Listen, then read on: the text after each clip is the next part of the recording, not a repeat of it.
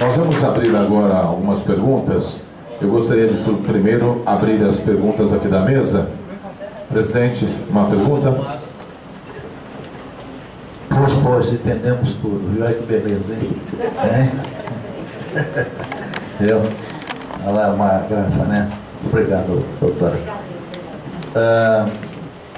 Doutora Catarina, é o seguinte. A senhora conhece alguma tecnologia que acerte aqui no Brasil? Quando os meteorologistas falam que não vai chover, eu fico mais otimista, viu? Porque chove, viu? E quando eles falam que vai chover, eu falo, ih, não vai chover, viu? Eu queria colocar isso. Realmente, a crise da água é uma situação muito delicada, né? Acho que muita coisa a gente pode debitar São Pedro. No Brasil está chovendo, no Rio Grande do Sul, né? Nós temos rios lá que estão 10 metros acima, viu? Mas aqui em São Paulo, na região sudeste, tem chovido muito pouco, né? A água é um produto precioso, né? Muito precioso, a água é vida, mas ainda é muito barato, né? Outro dia eu ainda fiz uma comparação, 1 litro de combustível de gasolina aqui custa R$3. Ninguém fala nada, né? Tem litro aí que custa 4. A nossa empresa entrega nas nossas casas 1.000 litros de água potável, 1.000 litros a R$2,30. R$2,30, né? 1.000 litros. E você vai num posto, né? 1 litro de combustível custa pelo menos R$2,80, R$3, né? Eu estou falando água pública. No supermercado, um garrafão de 5 litros custa R$8, 5 litros. Então, a água produzida por nós, tá, é muito barata, né? Mas eu fiquei feliz de ouvir lá e falar que agora integra os direitos humanos aí a água, né? É maravilhoso isso. E o que fazer com essa escassez? Quer dizer, nós aqui em Campinas temos uma situação muito peculiar. Nós não temos reservatórios. Quer dizer, reservatório que eu digo, grandes reservatórios, né? Nós temos reservatórios aqui, que são individualizados com as pessoas ou com a própria empresa, que sustentam no máximo aí 6 horas, né? E hoje a gente depende do sistema Cantareira. Eu agora, enquanto a senhora falava aí, o diretor técnico mandou uma mensagem aqui no Fique Alegre, que o governo acabou de liberar 1 metro cúbico para nós. Nós pedimos hoje às 11 horas, né? E o governo já liberou, né? Mas é horrível isso aí, isso é um martírio. É um martírio isso, né? Agora, o que fazer, né? No nosso caso aqui, uma parceria com a Secretaria do Verde. O prefeito adotou aí uma série de medidas corajosas, pioneiras, como essa aí do Corpo de Bombeiros. Um dia nós estávamos numa solenidade e nós perguntamos para o major, por ironia do destino, o nome dele é Lagos. Perguntamos para ele, né, como é que água que ele usava para apagar o fogo, né, do Corpo de Bombeiros. E ele dizia, nós tratamos a água com muito respeito, viu? Nós usamos água potável, viu? E foi dali que nasceu a ideia de uma parceria de usar água de reuso, né? Mas enfim, se a senhora conhece a nossa crise aqui, o que fazer, né? Porque o governo tem atestado que nós temos aqui o tal volume morto, já estamos gastando aí a primeira etapa e a segunda poderá assegurar o consumo até março de 2015, né?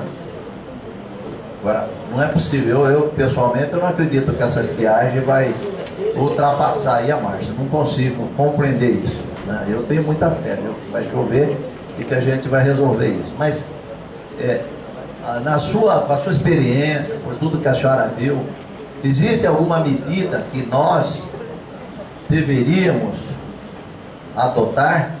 O município, a nossa empresa é muito cobrada, por que não faz racionamento? Nós não estamos fazendo racionamento, que é uma medida impositiva, obrigatória, porque a população está respondendo ao nosso apelo. Nós estamos economizando mais de 20%. É por isso que não há racionamento. Nós estamos conseguindo o mesmo resultado de uma forma consensual, né? O que é bom. Mas eu então pergunto à senhora, o que fazer na nossa situação aí? Se a senhora vê alguma alternativa aí que a gente pudesse, além de rezar, viu? Muita oração, né? Muito obrigado. Quer responder ou quer algo mais? Pode responder, depois eu abro a pergunta para a plateia. Já está funcionando. Relativamente à questão do preço, eu acho que isto é politicamente incorreto dizer o que eu vou dizer, mas para quem pode pagar a água, não faz sentido a água ser barata, ou não faz sentido a água ser muito barata. Não faz. Acho que faz sentido apoiar quem não pode pagar a água, desde que consuma uma quantidade limitada e que não desperdice. Caso contrário, eu acho que não faz, e vou dar um exemplo. Eu estive na Namíbia em missão. Namíbia é um país que tem uma grande parte do território é deserto. A água é caríssima. Havia de ver o respeito que aquela população tem pela água.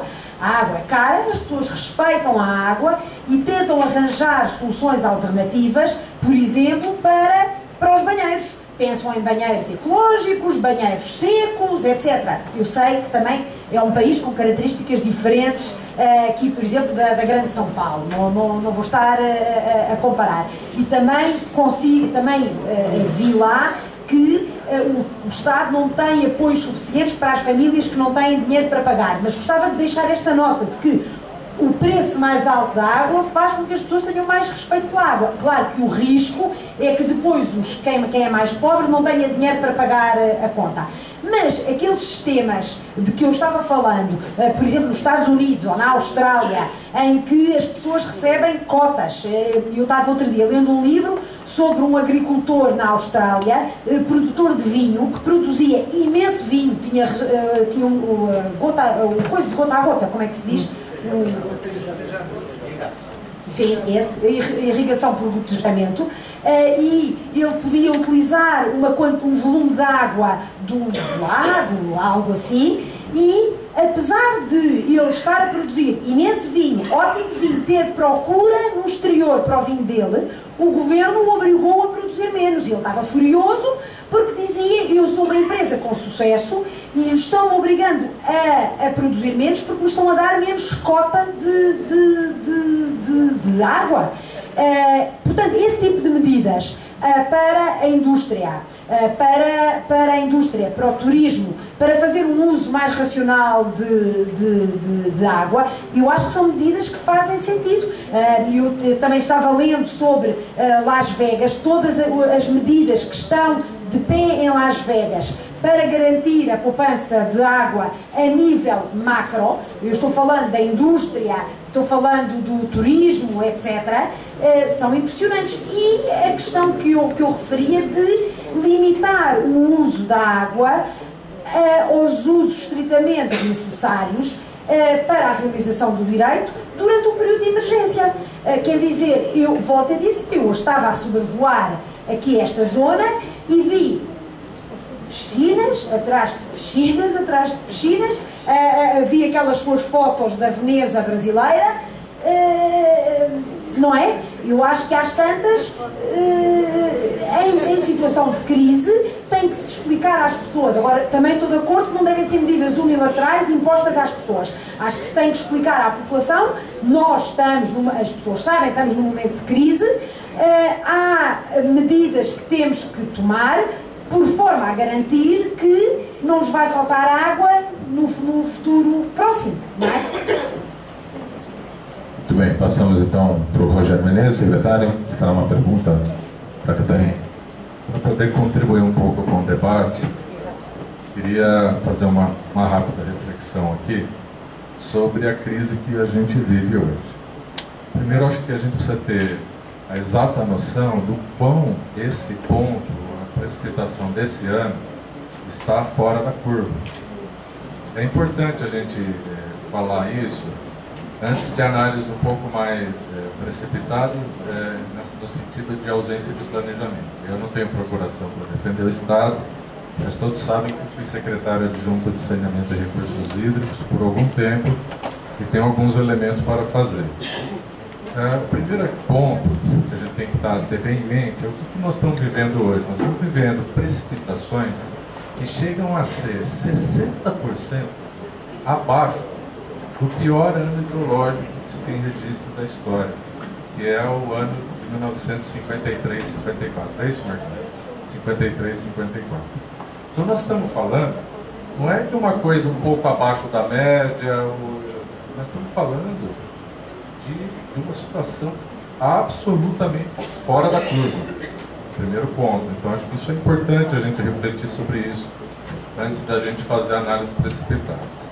O que a gente percebe hoje é assim, o tempo de recorrência, qualquer obra de engenharia, os engenheiros que me corrijam se eu estiver errado, porque eu sou oceanógrafo, mas está aí o Michele, está aí o pessoal da engenharia, qualquer obra de engenharia é projetada com base no tempo de recorrência dos eventos críticos.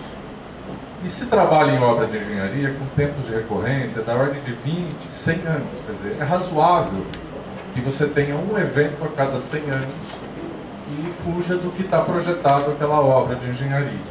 Por que isso? Por que não projetamos tempos de recorrência, obras de engenharia que pudessem recolher ou atuar em qualquer período de ocorrência fora da curva, com um horizonte de 3 mil anos, como está se falando nesse episódio que nós estamos vivendo? Porque isso significaria despender demasiados recursos financeiros e orçamentários para um só problema que provavelmente não ocorrerá em detrimento de outras áreas da gestão pública que estão necessitando daqueles recursos. E assim como a água, os recursos financeiros do orçamento também são finitos. Então, eu vejo no planejamento do Estado, nesse episódio, aí nós estamos no meio de uma... Por isso eu fiz referência na minha fala inicial, tem candidato ao governo do Estado dizendo, olha, em 4 anos eu resolvo isso. Então eu preciso estudar um pouco, porque está falando bobagem, não entendeu o tamanho da crise nem a situação que a gente vive. Eu acho que nós temos um episódio absolutamente fora do ponto da curva, um ponto completamente fora da curva. Não há possibilidade de se fazer planejamento, seja na área de gestão de recursos hídricos ou não, com tempos de recorrência dessa ordem de grandeza, sob pena da gente mobilizar recursos financeiros de uma grandeza em detrimento de todas as outras demandas da sociedade. E a gente precisa ter claro, além disso, né, além dessa questão de entender a gravidade e a exceção do que nós estamos vivendo, né, é entender que a gente tem 3/4 da população do estado de São Paulo que em menos de 40, 50 anos se concentrou numa região metropolitana, num processo desordenado de crescimento, e aí sim eu falo, o estado seria um processo que talvez pudesse ser mais planejado, cercado de mais cuidados, mas o fato que isso aconteceu, 3/4 da população do estado se concentraram nessa região, demandando água de forma crescente em região de cabeceira, em região que tem disponibilidade hídrica comparável a algumas áreas desérticas, como é o Alto Tietê com 208 metros cúbicos por habitante ano, como é aqui o PCJ com 410 metros cúbicos por habitante ano. Então a gente tem uma situação dessa. Eu não justifico tudo pela excepcionalidade do que está ocorrendo. É lógico que poderiam ter algumas questões de planejamento, poderiam estar amenizando a situação da crise atual. Vou dar um exemplo bem claro. Quando se projetou o sistema Cantareira, usou-se dados de 35 anos. Naquele período de 35 anos, nós tivemos uma situação hidrológica que logo na sequência se mostrou mais chuvosa do que aquele período em que se planejou o reservatório. Se naquele momento se tivesse outros dados, talvez se planejasse o sistema Cantareira um pouco maior, e a gente não teria chegado em outra situação, quando foi 2010, 2011, onde a gente teve que verter água e jogar a água dos reservatórios do sistema Cantareira fora, sob pena até sobre com impacto, inclusive, de alagar áreas debaixo dos reservatórios, porque não era possível reter essa água no sistema, chegou no máximo operacional. Alguns anos atrás, nós estávamos no outro lado da moeda, que era o excesso de água a ser descartado pelo sistema. Então eu acho que essa questão é por demais complexa para a gente permitir que a gente faça análise e ache o culpado única e exclusivamente na falta de planejamento do governo do Estado. É uma conjunção de fatores que vão desde a falta de consciência ambiental, que vão com essa cultura de que a água é infinita, que vão desde a situação das nossas nascentes, que historicamente foram degradadas nas bacias, que passam por uma parte do planejamento do Estado, mas que tem como fundamental ponto a absoluta não previsibilidade do evento que nós estamos vivendo. Então, para provocar um pouco essa discussão da crise atual, essa é uma contribuição. Obrigado.